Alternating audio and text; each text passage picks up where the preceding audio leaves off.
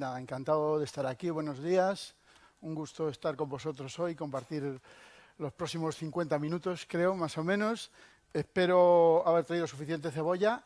En la ponencia ya veremos. De haberlo sabido, igual le hubiera puesto un poco más, porque a mí también me gusta con cebolla. O sea que encantado de poder compartir estos momentos con vosotros sobre innovación pública, y gracias al Gobierno canario y a la Fundación Novagol por invitarme. Bueno, vamos a ir empezando. Yo os voy a intentar trasladar unas ideas sobre innovación, sobre transformación pública, partiendo de la idea de que la transformación pública es sobre todo un viaje, es una ruta, es un viaje que podemos hacer por muy diferentes caminos. Es decir, no hay un único camino para la transformación. Primera idea que me gustaría dejar. Quien piense que hay un único camino, yo creo que se equivoca. Al menos mi experiencia me dice... Yo os hablo mucho desde la gestión. Mi experiencia no es tanto desde la academia ni desde la teoría, sino desde haber gestionado todos estos años administraciones públicas. Sobre todo, mi experiencia está basada en la administración local, como habéis visto por lo que ha comentado Loredana. Por tanto, desde ese lugar intento aportar lo que yo he ido aprendiendo de cara a la transformación pública. Y es un camino que yo lo suelo comparar últimamente mucho con el Camino de Santiago. No sé si aquí está tan de moda el Camino de Santiago como en la península. Supongo que desde aquí también hay Camino de Santiago hacia tal. No sé si lo hay o no, pero seguro que lo hay. Porque desde muchos sitios, yo soy asturiano, me hubiera gustado que estuviera en Asturias, pero bueno, es Galicia, pues también me gusta mucho Galicia, pues encantado de hacer promoción de Galicia, pero todos los caminos desde muchos lugares y de muchos sitios se puede ir, se va a Santiago. De hecho, hay el camino portugués, el camino francés, el camino del norte, la ruta de la Plata desde Sevilla, desde aquí no sé cómo se llamará, seguro que hay una ruta atlántica, se llamará ruta atlántica. Bueno, ¿cómo? Entre volcanes, pues perfecto.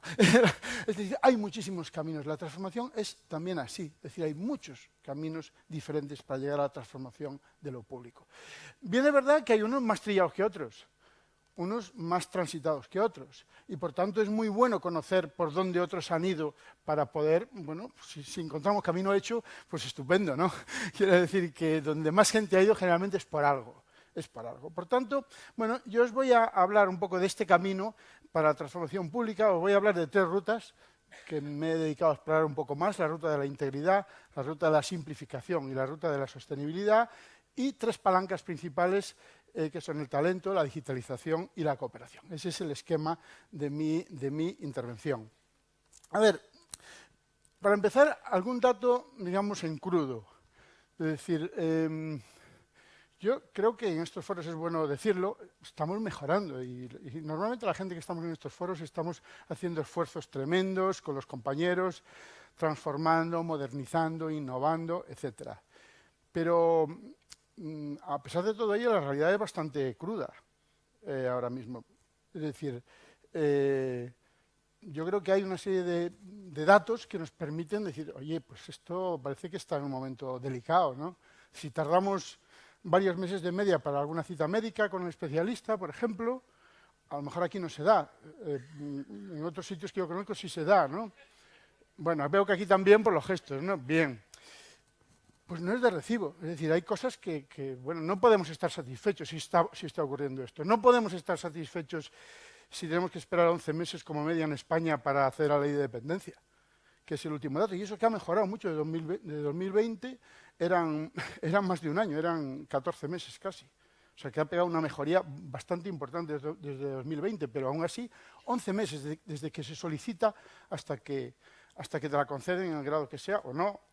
Y en ese tiempo muere mucha gente sin haber llegado a gente que la ha solicitado, ¿no? Por ejemplo.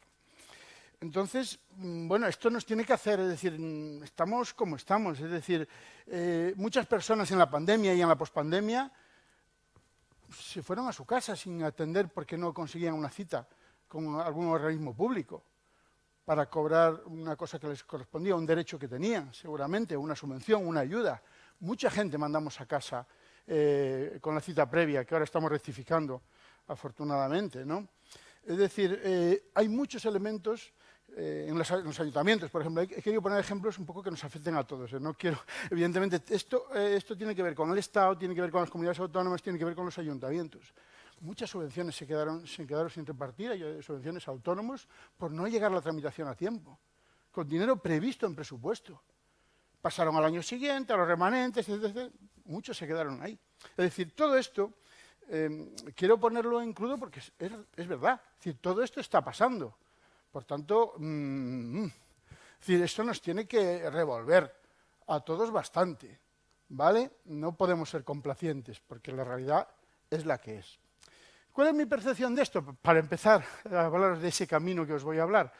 Mi percepción es que hay mucho control, hay poca gestión y mucha gestoría. Es decir, en la pandemia, precisamente, afloraron mucho más las gestorías como intermediarios entre la ciudadanía y la administración.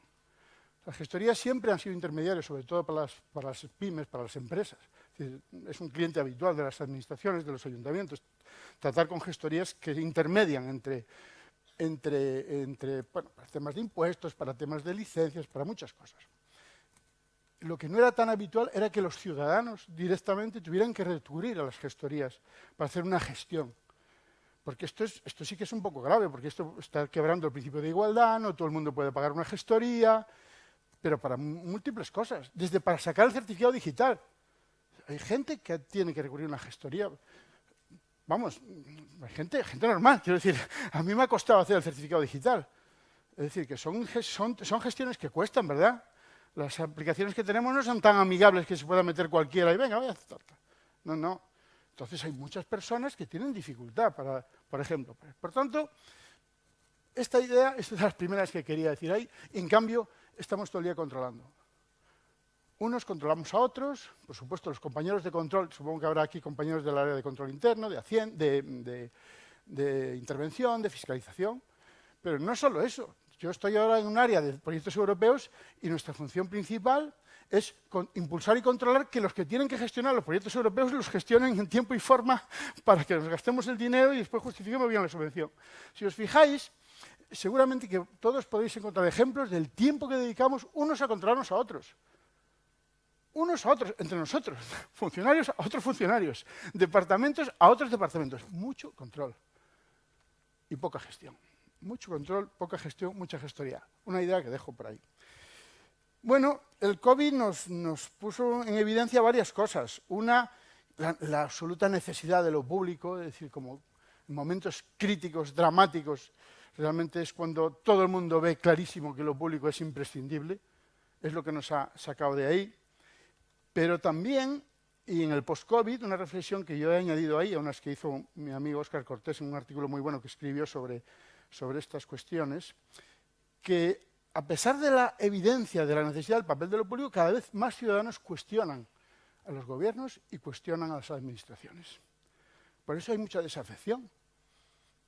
Y por eso hay, bueno, aparecen muchos populismos antisistema, digámoslo así. En fin, no quiero meterme mucho por ese terreno, pero es una evidencia, que lo hemos visto en las elecciones europeas, etc. Hay un movimiento de cuestionamiento permanente de los gobiernos. Va todo en el paquete, porque aunque se cuestionan los gobiernos generalmente, la cuestión es a todo el sistema público. Afecta ese cuestionamiento a la administración también, ¿no? Por tanto, tenemos graves dificultades para poder responder a todo esto ahora mismo, ¿no? Con eficacia, con eficiencia, por diferentes razones. A veces por escasez de recursos, es verdad, sobre todo en áreas operativas, no en todas, por los límites de las políticas de recursos humanos que son tremendamente lentas. Ofertas de empleo público, selección, promoción, vamos con 3, 4, 5 años de retraso. Es insostenible cuando hemos visto cómo Loredana nos hacía la encuesta y contestamos, ¿verdad? La experiencia de cliente, la experiencia de contestar rápidamente esto en un flis, puedes contestar. Tardamos años en reponer los funcionarios que se jubilan. Se tardan 3 años de media. Me decía un compañero de recursos humanos el otro día. Hay unos límites tremendos. Las políticas de recursos humanos tienen unas limitaciones notorias. Yo les compadezco mucho a los compañeros que tienen que gestionar esto porque con la legislación actual tienen unos problemas tremendos. O sea, que no es que sean ellos los que hacen imposible esto, es que con el marco que hay es imposible hacerlo más rápido, ¿vale? Hay un desajuste clarísimo entre política, gestión, legislación y gestión. Se aprueban leyes que están muy bien, pero no hay gestión, la gestión correspondiente a esas leyes. Es decir, está muy bien, aprobamos un ingreso mínimo vital, pero el primer año, no, incluso el segundo, no pasamos del 40% del presupuesto ejecutado de esa gran idea que fue el salario mínimo vital, ¿no? Entonces hay un desajuste ahí tremendo y hay unos desajustes tremendos en los mecanismos de cooperación y gobernanza. Y ahí están, estoy apuntando estas ideas porque ahí están los elementos de lo primero que quiero contaros. Es decir, que para preparar el viaje, para hacer un viaje, el viaje a la transformación, hay que primero prepararlo. Y para prepararlo, la preparación del viaje es el diagnóstico, ¿vale? Es lo que os quiero contar a continuación. Lo cierto es que todo esto nos está llevando a una situación que hay una percepción ciudadana de un mal funcionamiento de la administración e incluso yo diría más, hay una percepción ciudadana de una baja productividad en los funcionarios. O una percepción, no digo que esto sea cierto, digo que hay esa percepción y si lo comentáis en el entorno familiar, en el entorno de amigos que no sean funcionarios, seguramente podéis encontrar ese tipo de... Por tanto, este es el terreno que pisamos para preparar ese viaje de transformación, ¿no? Un terreno que afortunadamente, bueno, como decía antes, la gente no obstante, bueno, hay una necesidad de lo público, sobre todo en estos momentos de gran incertidumbre, pero claro, hay una necesidad de lo público que si no damos respuesta, realmente va a llevarnos por unos derroteros muy, muy inciertos, porque la gente pide ser escuchada, ser atendida, con rapidez, con agilidad, digamos, a un coste razonable, con transparencia. Las empresas lo mismo, las empresas piden que les demos claridad, certidumbre, simplicidad, previsibilidad, y es lógico. Y otra cosa lógica que la ciudadanía no ve es que tanto el sector público como el privado como el social tienen que sumar esfuerzos y no estar tirándose los trastos a la cabeza permanentemente. Y después una idea fuerza que yo creo que sí que se ha conseguido en estos años con el plan de recuperación, transformación y resiliencia, que es que todos los esfuerzos de transformación de la administración hay que alinearlos con la modernización general del país. Hay que alinearlos. Solo tiene sentido para eso. La modernización general de Canarias, de España, de Europa. Quiero decir que todos los esfuerzos que hagamos de transformación, de innovación, tienen que estar alineados hacia eso. Y esto sí que yo creo que es un mérito que el Plan de Recuperación, Transformación y Resiliencia lo ha conseguido y sobre todo, la inyección de dinero que ha supuesto este plan, ¿no? Yo no sé cómo es vuestra experiencia en Canarias, la verdad que estoy hablando sobre barbecho desde mi punto de vista, sí que os puedo hablar de mi experiencia tanto en Alcobendas como en Madrid, como ahora en Sanidad. Bueno, en Sanidad es que ha habido 1.200 millones de euros para modernizar tecnología de los hospitales, de todo el sistema de salud, que seguro que alguno ha sido para Canarias, seguro, estoy seguro. Estoy hablando de las máquinas de prototerapia, estoy hablando de las máquinas, de la tecnología para hacer resonancias, es decir, este tipo de tecnología. Ha habido 1.200 millones de euros en todo el Sistema Nacional de Salud para renovar esta tecnología en los hospitales del Sistema Nacional de Salud de toda España. ¿Vale? Bueno, y así, es decir, el componente 11 tiene que ver con la digitalización de las administraciones públicas, el componente 18 con la sanidad, cada componente de ese plan de recuperación tiene que ver con un elemento. Antes también creo que Carmen Cabanillas hacía algo de mención a esto. Bueno, yo creo que eso ha sido un elemento importante, porque para cambiar hace falta dinero y hacer cosas, pero dinero orientado a algo, como iremos viendo en este viaje, ¿no? Porque lo que os quiero contar es eso, es un viaje. Es el viaje de la transformación, es ese viaje donde hay que ir preparados para mutar, si es preciso. Es decir, que en un viaje, vuelvo al Camino de Santiago, si vas andando y tal, te pasan muchas cosas. Ves gente, ves cosas, ves paisajes, ves cosas muy diferentes. Y digamos que yo entiendo la transformación y entiendo el cambio. Antes aparecían las palabras mejora, aparecía la palabra cambio, aparecían varias palabras que son las que efectivamente tienen que ver también con la innovación. Pero lo entiendo sobre todo como la capacidad para transmutarse, incluso para mutarse. Este concepto biológico de que incluso unas células adquieran material genético de otras. Y con esto quiero decir que no tenemos que tener miedo a mezclarnos con la sociedad civil, con las asociaciones, con las empresas. La colaboración público-privada, la colaboración público-social, la colaboración entre administraciones. Es decir, a veces parece que estamos ahí defendiendo nuestro gen. Ay, no, es que mi gen es yo. Soy el interventor de tal, del cabildo, de la isla, mi ayuntamiento, de tal. No, en fin, y eso lo tenemos mucho los funcionarios, ¿no? Pensamos que lo nuestro, como es el interés general, tenemos ahí una cosa, un halo, un halo genético que los demás no tienen. No, los ciudadanos también. Quiero decir que vayamos preparados en este cambio, en este viaje, hay que prepararse para la transformación, incluso para la mutación. Perdóname que... Y lo importante en todo este viaje, al final, porque es largo, como veremos, lo importante es mantener viva la llama. ¿Qué es eso de mantener viva la llama? Pues bueno, pues esto lo vi un día en uno de estos memes que se pasan el Día de los Enamorados, y decía, el 14 de febrero lo importante es mantener viva la llama. Digo, bueno, vale, no sé si lo sacó el Corte Inglés, no sé quién lo sacó, pero este era el asunto, ¿no? Mantener viva la llama. Bueno, pues eso es lo importante, al final, mantener viva la llama, reírnos un poco también de nosotros mismos, de lo que estamos haciendo, ¿no? Porque si no es muy difícil. Pero bueno, creo que es una idea fuerza. Bueno, y en esa preparación del viaje, que os recomiendo, que os invito, lo primero es, en esa preparación, tener un buen diagnóstico, como os decía. Tener un buen diagnóstico de lo vuestro, del sitio donde estáis, del departamento, de la unidad, del organismo, del cabildo, del ayuntamiento, del gobierno. Hay que tener un buen diagnóstico territorial de dónde se está. Y los buenos diagnósticos tienen que ver con datos.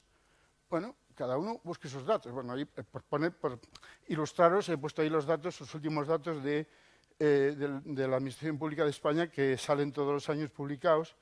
Estamos en torno cerca de los 3 millones de efectivos en cuanto a empleados públicos. Bueno, este es un dato como podía dar otro, es decir, lo pongo aquí como ejemplo, ¿no? Tiene más sentido los datos si nos comparamos con los demás, ¿no? Es decir, ¿cómo estamos en España respecto a otros países? Bueno, pues ahí te vas a la OCDE y resulta que pues estamos ahí casi en la media, estamos por debajo de la media de la OCDE, muy lejos de los países nórdicos, ya lo sabíamos, Noruega, Suecia, Dinamarca, Finlandia, muy lejos de Francia, de Israel, de Canadá. Pero bueno, estamos ahí. Es decir, ¿tenemos muchos funcionarios? No, esto que dicen a veces, es que hay muchos funcionarios. Pues mire usted, no, los datos no me dicen que haya muchos funcionarios. Otra cosa es que estén bien repartidos y organizados, pero que haya muchos funcionarios, pues no lo parece. Si comparamos las cifras con datos de la OCDE, estamos ahí como Gran Bretaña, más o menos, por encima de algunos otros, pero bueno. Pero bueno, buscad datos. Cuando hagáis vuestro análisis de vuestra preparación de viaje, buscar vuestros propios, tener buenos datos, partir de datos fiables. Bueno, estos son datos que da también el Boletín Estadístico de la Administración Pública por edad. Este es otro problema que tenemos. Somos muy mayores. Somos muy mayores, ¿vale? Edad media 51 y tal. Vamos, yo estoy ya en la franja esa por encima, vamos. Hace falta como el comer, meter gente joven en la administración. Mira, la gran ola de modernización que hubo a finales de los años 80, en todos los años 90, el siglo pasado, coincidió con la ola de entrada. Generalmente tiene que ver, no es que sea, no necesariamente los jóvenes todos vienen, no, pero vienen preparados, vienen con energía, vienen con ganas, y nosotros, los que tenemos ya una edad y conocemos, les podemos además tutorizar, enseñar, tenemos ahí una oportunidad, pero hay que renovar, hay que meter gente joven, vamos, nos urge como el oxígeno de la vida, ¿no? Porque tenemos una edad media muy alta. Después, esto está bien, tenemos bueno, bien, yo creo que está muy bien. Hay una feminización del empleo público, aunque desigual, en defensa y en el Ministerio de Interior no, hay solo un 13% frente al 87%, en cambio en justicia al revés, hay un 67% de mujeres frente a un 33% de hombres. Bueno, lo que os quiero decir con esto es que, bueno, buscad datos, ¿no? Buscad datos. En esa preparación del viaje, buscad vuestros datos, generar buenos datos, generar buena información de fuera, de dentro, del entorno. Y bueno, y después os dejo aquí en la presentación, que después la dejaremos ahí para que la tengáis, también el diagnóstico que hizo un grupo de expertos y expertas en el año 2020.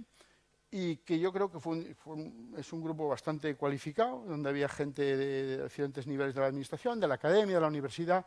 Antes reivindicaba el viceconsejero el papel de la universidad, pues claro que sí, me parece muy importante el papel de la universidad, importantísimo. Igual que la idea de que todo lo que podamos mejorar lo mejoremos, por supuesto. Eso, otra de las ideas que dijo que me parece también muy interesante. Bueno, este grupo de expertos prepararon un buen diagnóstico y yo creo que las propuestas están ahí, es un documento que se puede comentar y sigue plenamente vigente. Yo creo que el Ministerio de Transformación Digital está utilizando también este documento, seguramente, y está elaborando a partir de este documento nuevas aportaciones. Todo el documento de consenso sobre el gobierno abierto y la administración, pues yo creo que arranca también de estas recomendaciones. Alguna normativa que ha salido provocada también por los fondos europeos hacia recursos humanos, hacia evaluación de desempeño, arranca también de esto. Es decir, que yo creo que en general hay un buen diagnóstico, en general. Ahora hay que ponerlo en práctica, hay que pasar del dicho al hecho, pero los diagnósticos son bastante buenos, pero cada uno de vosotros tenéis que hacer el vuestro, ¿vale? Y con estos diagnósticos, cuando los tengáis, pues bueno, elegir caminos, ¿no? Voy a comentar algo de 3 caminos, voy a hablar de 3 posibles caminos, ¿vale? Ya digo que cada uno haga el suyo, porque a veces la innovación depende mucho de las personas. Donde está la gente innovadora, de ahí sale la innovación. A veces la innovación sale de un área, muchas veces, de un área de servicio, de negocio, digamos, de un área operativa. Porque la gente que está en relación directa con ciudadanos es la que más generalmente está necesitada de cambiar, de transformarse, de innovar, porque la realidad la obliga a todo eso, ¿no? Otras veces sale de las áreas corporativas, de las áreas de calidad, de modernización, de innovación, de las áreas centrales. Es decir, la innovación hay que un poco rastrearla un poquito y impulsarla, pero puede salir de muy diferentes lugares. Una de esas rutas, para mí, de las más interesantes, es la ruta de la integridad, ¿no? Que ya digo, ahora mismo recomiendo también la lectura del documento de consenso por una administración abierta que ha trabajado y está trabajando la Dirección General de Gobernanza. Bueno, integridad, ¿qué es? Integridad es, oye, pues es básicamente hacer lo que dices y decir lo que haces, por resumir así, simplificando. Es decir, ser íntegro como organización, bueno, es no ser corrupto, pero claro, la corrupción tiene miles de caras y de vices y de fórmulas. Es corrupción cuando un funcionario está dedicando toda su jornada a otra cosa que no sea el servicio público, a lo mejor a una actividad privada. Eso es corrupción, por ejemplo, no para mí, no sé, para vosotros. Y es corrupción, evidentemente, cuando alguien mete la mano en la caja. Eso es corrupción evidente. Eso es corrupción evidente, ¿no? Pero la integridad, trabajar la integridad, es una estrategia de fondo potentísima también para innovar. Igual que lo fue o lo está siendo la transparencia. Es decir, hay una serie de vías, de caminos que si tiramos de ellos podemos hacer e innovar muchas cosas. La transparencia, que se ha trabajado mucho estos años, y yo creo que ha dado de sí lo que ha dado de sí. Es decir, que, bueno, también, igual que pasó con la calidad, es decir, llega un momento en que las estrategias no es que se agoten, porque siguen siendo válidas, pero las estrategias consiguen tirar de la innovación durante un tiempo y hay otro momento en que como que se apalancan, ¿no? Se llega a un punto donde hasta aquí hemos llegado y no somos capaces de dar más. Claro, hay que persistir, por supuesto, hay que ser persistentes, pero también hay que probar cosas nuevas, como luego comentaré, ¿no? Y en esta línea, en esta ruta de la integridad, ¿qué tenemos? Pues tenemos actividades que podemos hacer como todo lo que tiene que ver con desarrollar la transparencia y los datos abiertos, revisar propósitos, misión y valores.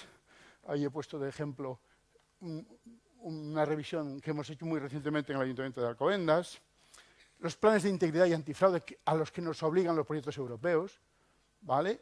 Sabéis que es obligatorio para poder votar a proyectos tener esos planes, códigos éticos, canales de denuncia que se sepa que existen y que la gente los pueda utilizar, esos canales internos de la Ley 2 de 2023, ¿vale?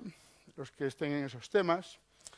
La gestión de los conflictos de interés, de actualidad, tema de conflictos de interés, bueno, hay que gestionar bien los conflictos de interés, todas esas declaraciones de ausencia de conflictos de interés en todos los procesos de contratación de subvenciones, seamos cuidadosos con esto, hagámoslo bien. Una vez que lo incorporamos a la rutina, pues ya es una rutina más, pero hay que hacerlo. los análisis y controles de riesgos y, sobre todo, comuniquemos estas políticas. Es decir, a veces todas estas cosas las tenemos funcionando, pero nadie lo sabe. Ah, que tenemos código ético, pero resulta que tú preguntas a todos los funcionarios de un organismo y la mitad no sabían que había un código ético. Y a lo mejor ese organismo tiene código ético. Hombre, pero lo has comunicado, lo has puesto en la intranet, has mandado una comunicación a todos, has hecho una jornada para explicar el código ético, decir lo que es el código ético, lo que significa. Claro, es que si tenemos las cosas y no las comunicamos, el otro día un buen amigo y gran impulsor de la transparencia, Joaquín Meseguer, organizó una mesa redonda con diferentes personalidades del mundo político de diferente signo, y una de las cosas que decía Manuela Carmena, que estuvo en ese foro, era que tener transparencia y que no se conozca era como si tienes un restaurante y no sabes qué comida se pone en ese restaurante. Entonces la gente no va. Si no sabes qué comida se pone, la gente no va. Bueno, pues con la transparencia pasa un poco eso, es decir, hay leyes de transparencia, los códigos éticos, pero hay que comunicarlos, hay que decirlos, hay que hablar de ellos, ¿no? Bueno, aquí hay muchas experiencias que se pueden hacer. Por esta ruta, digamos, podéis transitar con muchas acciones. He podido asistir recientemente a la puesta en marcha del Observatorio contra la Corrupción en el Ministerio de Sanidad, que me parece una iniciativa muy interesante.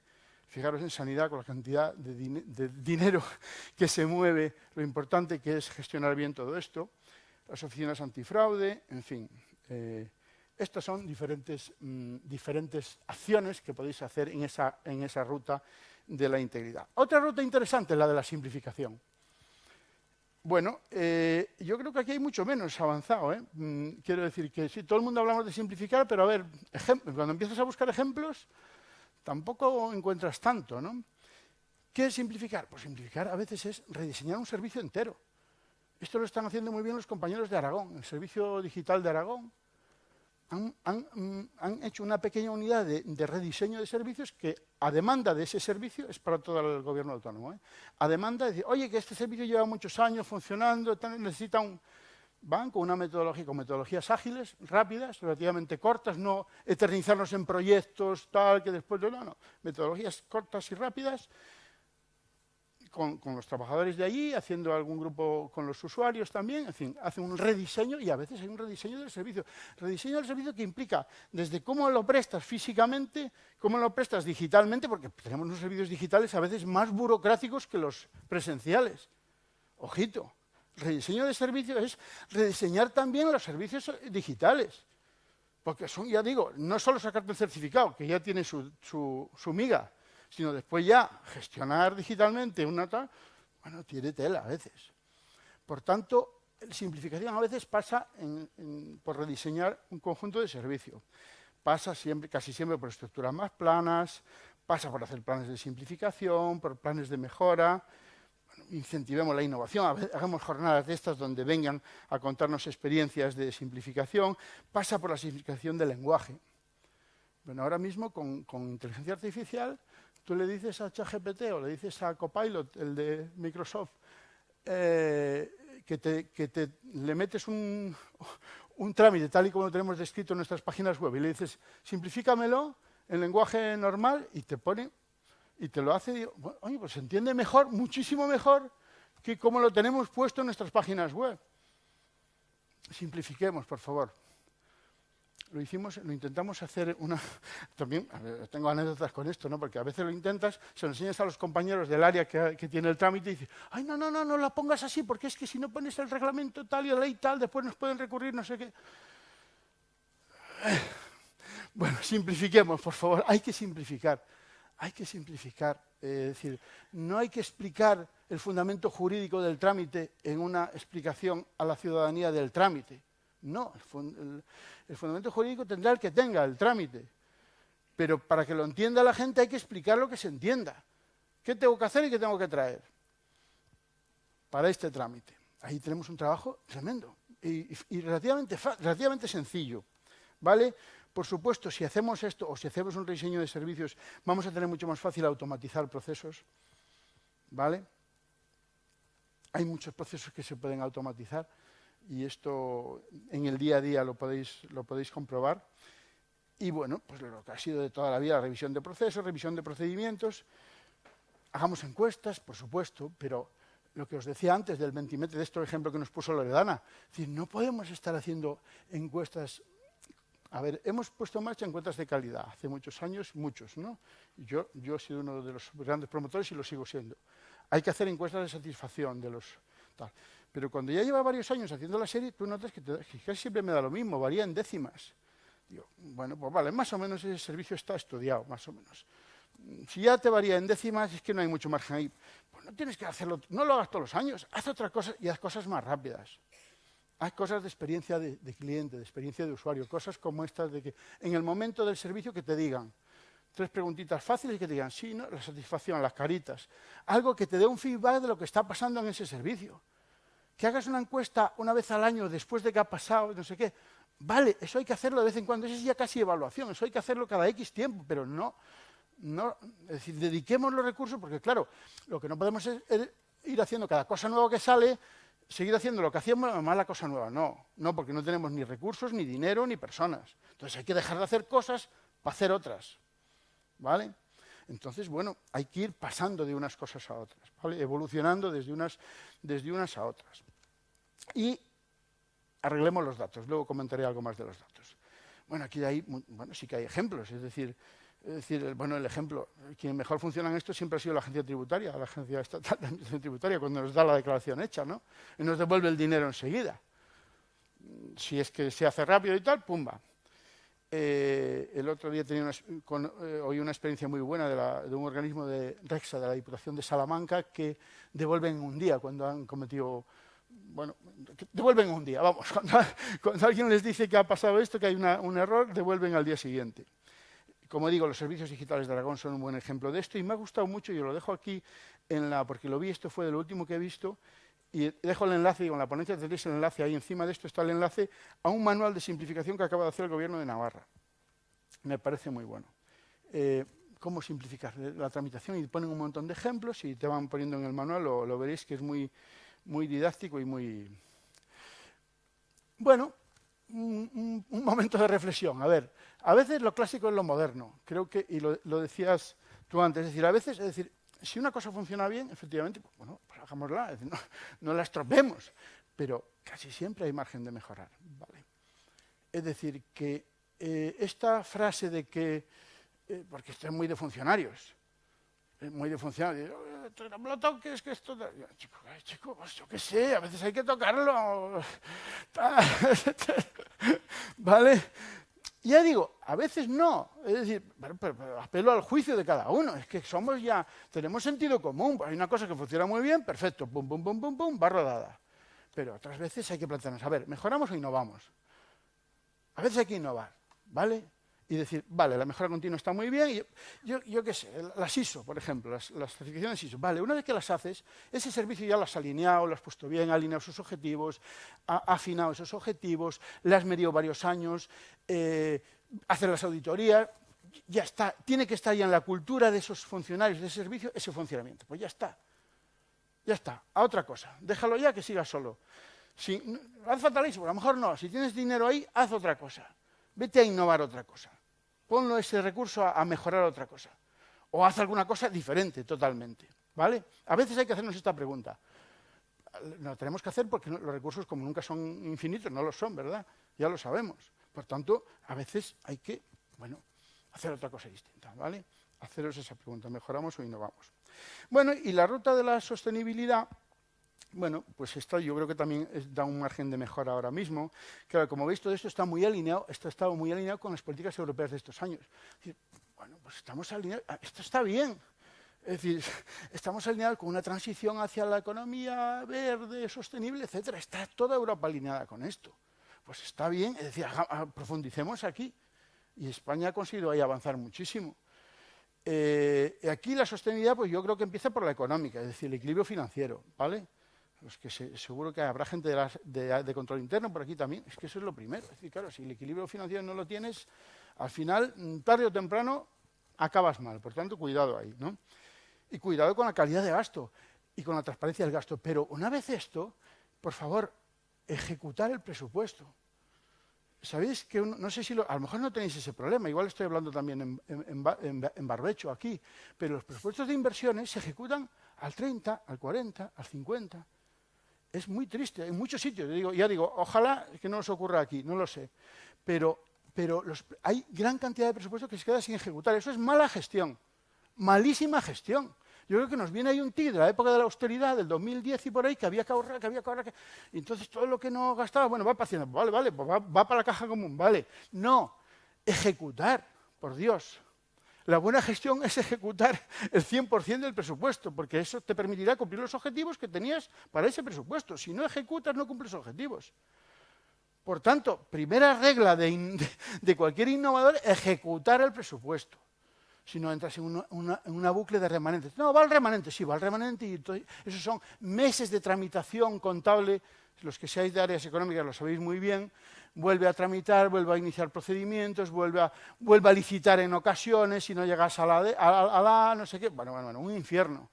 Un infierno contable. Y eso es lo que yo os digo. Todo el día trabajando unos para otros. No, es que me han pedido los de control interno que ahora tengo que hacer esto. Tal. No, me han pedido porque no sé qué. Claro, pues si no ejecutamos, vamos dando patada para adelante al presupuesto, y va al remanente y después del remanente ya lleva otras reglas, etcétera, etcétera, etcétera. Entonces, una regla básica de buen funcionamiento es que ejecutemos el presupuesto. Hay que crear, yo creo, estructuras de gestión de fondos europeos. Cada vez más el dinero viene de Europa. Es decir, esto va increciendo. Por tanto, quien sea eficiente en esa gestión tendrá resultados de gestión y tendrá resultados de gestión, de innovación, de transformación. Estamos todos, supongo que estaréis vosotros también, en muchos programas de sostenibilidad energética, metiendo sistemas de gestión ambiental en los edificios, sistemas de mejorar la eficiencia de los propios edificios que tenemos. Supongo que en eso estamos todos, en reducir huella de carbono. En fin, estos son los tipos de proyectos que estamos haciendo, me parece a mí todos. Estamos con mapas de indicadores de ciudad, de territorio. Hagamos indicadores conectados con otras ciudades, comparados con otros. No hagamos el nuestro. Si encontramos a alguien que tenga un mapa de indicadores comparativo con otras ciudades, pues mira, ese es el bueno. Y si es en todas las ciudades a nivel de España, mejor. Y si es a nivel de Europa, mejor todavía, el mismo. No necesitamos nuestro propio sistema personalizado de indicadores. Mentira. Quien dice eso no es verdad. Estoy dispuesto a discutirlo vis a vis con cualquiera. ¿Por qué no? Porque realmente somos muy parecidos. Somos casi iguales. ¿Vale? Bueno, y vayamos alineando con los ODS, en fin, todo el tema de la sostenibilidad, yo creo que estos años ha estado muy alineado con los Objetivos de Desarrollo Sostenible, que bueno, no me detengo porque son bastante conocidos y además hay estudios de quién los va cumpliendo, quién no los cumple, etcétera, etcétera. Bueno, creo que la sostenibilidad es otra de esas rutas que transitamos y que nos lleva a la innovación, ¿vale? Y alineada con un enfoque país, con un enfoque Europa, ¿no? Y, bueno, esa otra gestión pública es posible, como he puesto ahí, y es una gestión diferente. Y vamos con las palancas. Bueno, he hablado un poquito de tres y ya me quedan 15 minutos y me gustaría que hubiera un tiempo para que me podáis preguntar algo. Las tres palancas principales, tres rutas posibles, pues hay palancas en las que te tienes que apoyar, ¿no? para transitar. Bueno, la primera y la que también es una estrategia europea y que creo que todos lo tenemos claro es la digitalización. Hay buenos referentes, tanto a la Estrategia de España Digital 2026, creo que está muy bien definida, y acaba de salir la Estrategia de Inteligencia Artificial 2024, que es un documento también muy bien, que también, os lo enlazo también ahí, marcan un poco nos da el marco de referencia para transitar por esto. Ojito, es decir, esto tiene muchos riesgos, no es fácil. Y éticamente es complicado, es decir, que no hay que precipitarse, con lo de la IA, con lo de la inteligencia artificial. Después, si acaso, si me da tiempo, comentaré algo más. Pero bueno, en todo lo de la digitalización es que tenemos tanto camino por recorrer, es decir, todo lo que sea mejorar la interoperabilidad, todo. Hacer sistemas interoperables. Si tiene el Cabildo B un sistema mejor que el nuestro, pues cojámoselo. Ayer hablábamos en la cena del sistema de la Diputación de Albacete, que tiene un sistema de gestión electrónica muy bueno y está exportándolo por ahí. La Diputación de Albacete pues, ha hecho un sistema muy bueno y se lo está comprando a otras diputaciones. Bueno, eso es lo que tenemos que hacer entre administraciones, intercambiar. Es decir, reutilizar soluciones, que no cada empresa nos venda su modelo ni su sistema. Esto va muy en interés de las empresas, pero no de las administraciones. ¿Vale? Aquí tenemos que intentar alinearnos y tenemos que intentar, y ojo, que soy firme partidario de cooperación público-privada, como luego diré. Pero bueno, es que lo que no podemos es cada uno tener nuestro sistema, nuestra aplicación. Ese es otro de los problemas que tenemos. Cada uno tiene su aplicación para... Yo tengo mi aplicación para la edición por objetivo, yo tengo mi aplicación para la contabilidad, yo tengo mi aplicación para... Y ahora venimos los de fondos europeos con otra aplicación para no sé qué. No, por Dios. No. Es decir, hay que simplificar y no... si hay una aplicación de presupuesto que nos funciona razonablemente bien y tiene un campo para poner los objetivos y no sé qué, pues a lo mejor me vale la del presupuesto para los objetivos. No necesito otra para la DPO, para la edición por objetivos, quien la tenga, ¿vale? Las mismas, simplifiquemos, empezando por nuestra propia casa y por extensión, ¿no? Bueno, en todo lo que es la digitalización, hagamos protocolos de acompañamiento, de tutorización, porque hay mucha gente que tiene brecha digital y, por tanto, hay que hacer protocolos de atención fácil para la gente, no solo para la gente mayor, sino para la gente con problemas de entender lo digital. Por tanto, eso no lo podemos dejar en ningún momento y tiene que ir, junto con la digitalización, tiene que ir eso. Hay que hablar de la usabilidad de esos servicios, hay que ser proactivos, eliminar trámites si se puede, en fin, hay que, bueno, lo que estamos haciendo todos, digitalizar servicios ciudad, con sensores, todo lo que tiene que ver con Smart Cities, etcétera, ¿no? Y hacer planes ya para automatizar. Hay que plantearse, a ver, en este mandato, ¿qué voy a automatizar? Voy a hacer un piloto o dos y a veces hay que fracasar. Quiero decir, yo viví una experiencia de fracaso en Alcobendas con un piloto para automatizar un proceso. No, me sería largo contarlo, pero sería muy interesante, pero no os lo puedo contar. Pero fracasamos con ese piloto. Y, bueno, un contrato menor, no lo tiramos a la basura. Fue un aprendizaje para el siguiente, ¿vale? Pero hay que ser consciente de que para avanzar en esto hay que fracasar a veces. Es decir, no importa hacer una experiencia que sale mal, pues de eso aprendes y a la siguiente seguramente saldrá bien. Pero hay que hacer ya planes. En este mandato voy a automatizar este y este proceso. Y por tanto libero recursos para dedicarlos a otra cosa. Recursos administrativos generalmente o técnicos a veces, ¿vale? Y sobre todo hay que ordenar los datos. Bueno, ya sabéis lo de los datos. Y ahora que viene la inteligencia artificial es fundamental. Los datos, pues es, como dicen, el nuevo petróleo. Lo cual quiere decir que hay que primero encontrarlos. ¿Verdad que a veces es difícil? Pues primero encontrarlos. Encontrarlos en nuestra propia casa, que están por ahí, pero cada uno los tiene los suyos, mis datos. Por favor, los datos son de todos, son del ciudadano, son... Bueno, los datos hay que manejar los datos protegidos, es decir, una cosa son los datos anonimizados, otra cosa son los datos personales, es decir, hay técnicas para manejar los datos sin incurrir en la ley de protección de datos, cumpliendo la ley de protección de datos, ¿vale? Entonces los datos, encontrarlos, extraerlos, a veces con sacamuela, dame los datos, hombre, dámelos, que no son tuyos. Refinarlos, porque los datos tienen que tener calidad para aplicar inteligencia artificial, para aplicar automatización hay que tener calidad, si no la automatización sale mal, da fallos. Si los datos no son buenos, si mandas un Excel que cada vez le entra de una manera al robot, pues ya lo has cagado. No, el Excel si es así, tiene que ser siempre así. O sea, tiene que tener la calidad, las mismas columnas, las mismas, ¿vale? Por entendernos por el Excel, que es un ejemplo facilito. Los datos tienen que tener calidad para poder automatizar o para poder usar inteligencia artificial, ¿vale? Y bueno, empecemos a pensar cada uno en su organización, bueno, ¿cómo podemos usar en mi sitio, cómo puedo usar la inteligencia artificial? Uy, 9 minutos me quedan. Bueno, hay ya muchos ejemplos, ¿no? A mí me gusta poner ahora, nada más llegar al Ministerio de Sanidad, pues me he encontrado con un proyecto que me ha parecido, digo, maravilloso. Digo, es que llevan 7 años en él.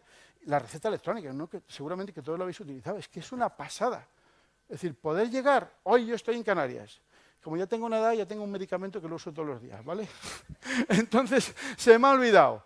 Y voy a la farmacia, tal, y con mi tarjeta, el farmacéutico de Canarias ve que yo tengo eso recetado por el médico y me lo puede dar. Eso es ¿verdad que eso es simplificación? Eso es digitalización. Eso es. Llevan 7 años con este proyecto. Cada vez creo que lo han vendido muy poco mis compañeros del Ministerio de Sanidad, porque es muy bueno y esto va a ser así en Europa. Quiero decir, esto ya se está viendo en la estrategia europea de datos, porque esto ya lo que se va a hacer es que pase lo mismo en cualquier país de Europa. De hecho, ya creo que ya algunas cosas ya lo puedes hacer en otros países, ¿no? Claro, esto es tener un espacio europeo de datos sanitarios, compartirlo, tener tecnología interoperable, etcétera. Es un pacto con farmaindustria. Esto tiene una complejidad detrás que os podéis imaginar. los que sabéis cómo son estos proyectos, ¿vale? Ya digo, llevan 7 años con este proyecto los compañeros de sanidad y los de administraciones, en fin, toda la Administración General del Estado. Pero bueno, hay muchas cosas, hay unas oportunidades tremendas. La ministra actual de Sanidad está muy empeñada en aplicar inteligencia artificial en la atención primaria. Bueno, automatización, o sea, que todo el tiempo ese que está tecleando el médico, pues que sea un sistema de voz que te coja ya lo que está diciendo el paciente y evite que el médico está ahí tecleando la mitad del tiempo, tecleando en vez de atendiéndote. Es decir, que hay unas oportunidades en la atención primaria de aplicar inteligencia artificial con guías también, facilitando al médico guías clínicas que las pueda tener ahí, les puedan salir ya un poco aplicadas, y él, por supuesto, tiene que ser el que decida lo que tenga que decidir, el médico o la médica, pero hay unas oportunidades tremendas ahí. Bien, bueno, la palanca del talento. La palanca del talento, pues yo que sé, hay gente de recursos humanos por aquí, pues ¿qué os voy a contar? Esto es lo más complicado. Hay que rejuvenecer, lo que os decía antes, hay que rejuvenecer nuestras administraciones, lo primero. Hay que gestionar bien el relevo. A estos que están entrando nuevos, cogedles. Miro a los que son de mi edad. Cogedles y enseñarles, tutorizar y hacer que esto, trasladar ese conocimiento. Por supuesto, estabilizar el empleo público, y hay que ir a un nuevo modelo, sin duda, pero en eso está. En fin, teóricamente está enunciado, pero eso del nuevo modelo ya veremos en qué queda, ¿no? Con mucha más flexibilidad, en fin, hay que hacer una gestión estratégica de vacantes, nuevos perfiles. Bueno, necesitamos perfiles diferentes de datos, todos lo sabéis, ¿no? Los que estáis en recursos humanos lo sabéis bien. Gente que sea experta en datos, etc. Estamos modernizando los espacios, un teletrabajo inteligente. Ahí dejo una reflexión que me gusta dejarla ahí. El 87% de la plantilla de Microsoft cree que trabaja mejor desde casa, y el 80% de sus jefes creen lo contrario. Yo ahí lo dejo, sin más, porque esto también daría para una ponencia entera quien sea experto en esto, ¿no? Bueno, el talento lo está haciendo, uno de los ejemplos que pongo, porque me gusta cómo lo están haciendo, el Ayuntamiento de Madrid está haciendo muy bien la gestión de atracción de talento. Si podéis visitar esa página web, porque ahí veréis experiencias interesantes. He puesto también la intranet del Ministerio de Sanidad, que se está renovando. La comunicación interna, muy importante, lo que os decía antes. No importa que tengamos códigos, lo que tengamos, hay que comunicarlo a todos. Es que pensamos que lo tenemos, lo lanzamos, los de innovación, los de no sé quién, pues ya está. No, ¿qué va a estar? El despliegue de esto se decía en calidad de siempre, hay que desplegar esas actuaciones, esas políticas públicas, esas intervenciones. Si no las despliegas, no llegas a nada, ¿no? Y finalmente la palanca de la cooperación, que para mí tiene 3 dimensiones: la público-privada, la público-social y la interadministrativa. Bueno, aquí hay un terreno de avance inmenso, pero inmenso. Y esto tiene que ver, y esto empieza por cooperar con el de al lado, o sea, con el departamento de al lado, que es lo más difícil, amigos y amigas. ¿A que sí? Pues es lo primero. Es que si no tenemos el talante y el ego suficientemente gestionado para ser capaces de gestionar bien nuestras relaciones con el de al lado, con los compañeros de los departamentos de al lado, va a ser muy difícil. Entonces, uno comprende las diferencias que tienen después para coordinarse el cabildo con el gobierno autonómico con el central, y así sucesivamente. ¿Cómo no va a haber diferencias si nosotros mismos? Es decir, ahí hay mucha gestión. Ahí hay lo que Xavier Marcet, que es otra persona que me gusta citar, habla mucho de crecer haciendo crecer. Es decir, para nosotros crecer, innovadores, modernizadores, transformadores, no podemos crecer a codazos. Hay que crecer siempre en las organizaciones haciendo crecer a los demás. Eso significa gestionar muy bien tus egos. Y tus egos significa gestionar a veces tus correos electrónicos. ¿Quién los firma? ¿Quién los mandas? ¿Cómo los mandas? Las reuniones. Es decir, esa gestión de cómo tú te relacionas con los demás y entre administraciones es muy importante. Porque muchos proyectos fracasan por eso. Porque si es tu proyecto, no, esto es mi proyecto, ya lo firmo, yo lo encabezo, yo lo lidero, No, dejar que lideren otros, mucho mejor.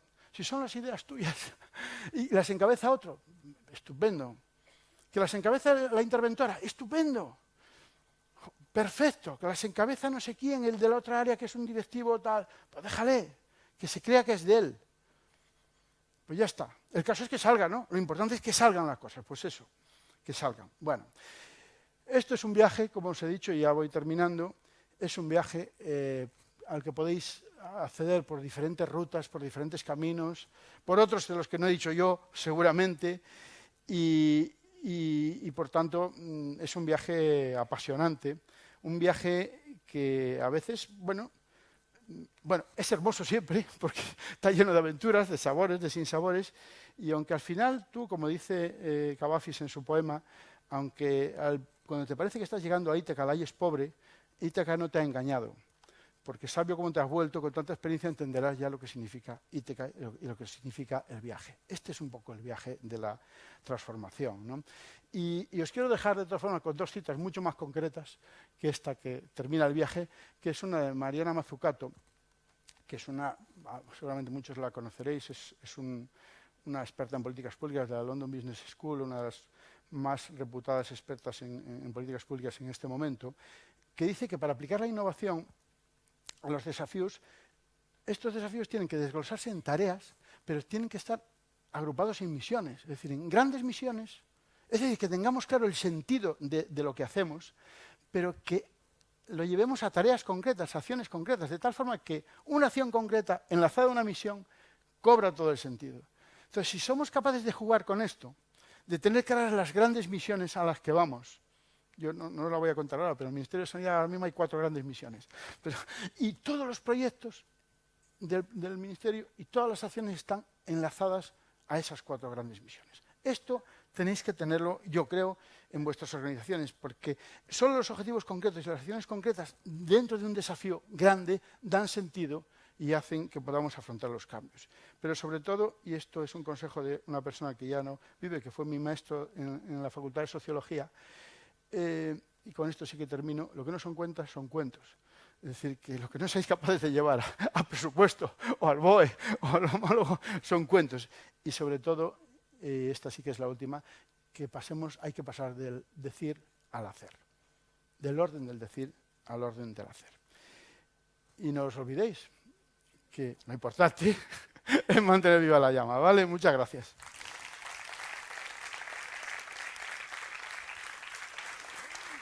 Muchas gracias, Antonio. Bueno, si quieres... Yo no sé si hay preguntas o hay sí, tal. No tengo hemos recogido alguna pregunta ahí en la plataforma y hay alguna relacionada con la digitalización y esta idea de no dejar a nadie atrás, ¿no? Que hacemos con los mayores, que los dejamos ahí gestionar, ¿no? En el limbo, ¿no? De este gap digital, ¿no? Vale, sí. ¿Te contesto ya o no? Sí. A ver, hay programas, es decir, ¿qué hacemos con los mayores y con los que no llegan a lo digital?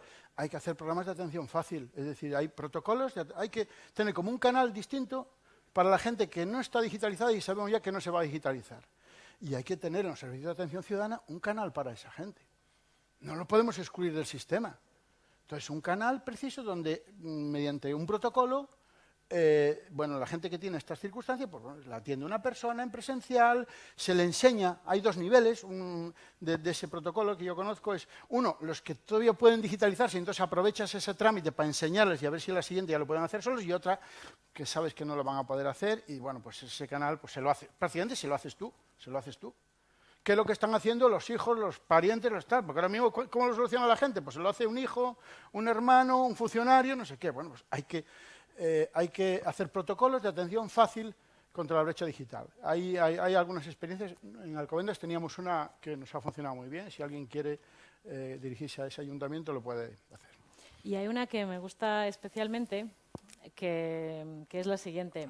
¿Qué opinas sobre el Camino de Santiago, que recorre una propuesta innovadora hasta que llega a la catedral y allí se materializa o no? El Camino de Santiago de una propuesta, bueno, pues que cuesta mucho, yo creo, al final, de que una propuesta de abajo arriba no pueda llegar a implementarse realmente. A ver, no sé si lo he entendido bien, pero yo os voy a decir lo que hice yo con el Camino de Santiago. El primer año hice las 5 últimas etapas para llegar y quitarme la tontería de llegar. Trampa. Entonces hice desde Sarria a la sociedad y llegué a Santiago. Entonces ya está. Y ese, la verdad que me enganchó. Fue ahí donde descubrí que lo bonito era el camino. Y después ya, ahora he empezado por Roncesvalles, no sé qué. Cuando termino de Roncesvalles, igual vengo a Canarias y empiezo el Atlántico este que decíais, o voy a Portugal. Quiero decir que lo importante es, como he querido decir a lo largo de toda la charla, creo, lo importante es el camino, ¿no? Lo importante es el tránsito que tú vas haciendo y lo que vas aprendiendo y lo que vas transformando, la gente con la que te vas encontrando y las cosas hechas que dejas, porque tú al ir andando vas dejando cosas, vas haciendo cosas. Y al ir transformando la administración tú dejas tus pequeños proyectos, ahí queda tu impronta, ahí queda lo que tú has hecho. Pues esto lo hice yo cuando estuve allí. Yo y 20 más, claro, no yo, el ego mío, sino ese equipo logramos hacer aquello, ¿no? Por tanto, lo importante es lo que vas haciendo. No sé si con eso ir sembrando poco a poco, contesto, porque el no sé si cambio... y vuelvo a la llama. Vuelvo a la llama. Lo importante es que con el tiempo, y los que nos gustan estas cosas, pues no pierdas esa pasión por el cambio, ¿no? Yo creo que los que la tenemos, ¿no? Y hay que insuflarla por ahí para que corra esa pasión. Muchísimas gracias, Vale, Antonio. Muy bien. Un Gracias. aplauso. Y buena jornada, ¿vale? Bueno, ahora me quedaré. Si alguien me quiere preguntar alguna cosa, por ahí estaré.